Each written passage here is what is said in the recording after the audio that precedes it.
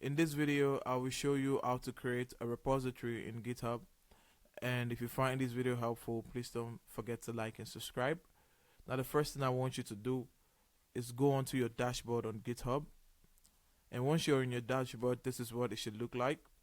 Now, you can either choose to click on this new button that is beside this top repositories header to create a new repository, or we're going to go to the far right on the icon that displays our display image.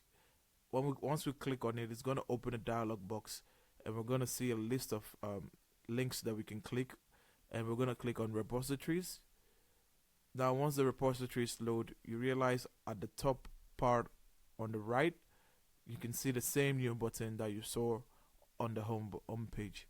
Now, once you click on this button to create a new repository, you're going to come here and input the name that you want to give to the repository. Now, GitHub will check if the name you input here is available, so it's unique only to your account. And once it's available, it's going to tell you it's available, so you can use the name.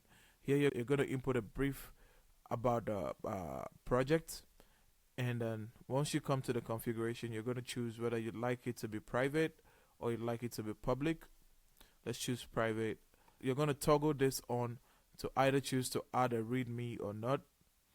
And here is for configurations of including git ignores. Those are projects that you're going to ignore from your actual project in your local machine, and you're not going to push that to GitHub.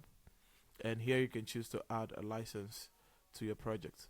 Now, once we create a repository, you see the repository has been created, and we've been able to successfully create a repository on GitHub. Now, if you find this video helpful, please don't forget to like and subscribe. On to the next one. See ya.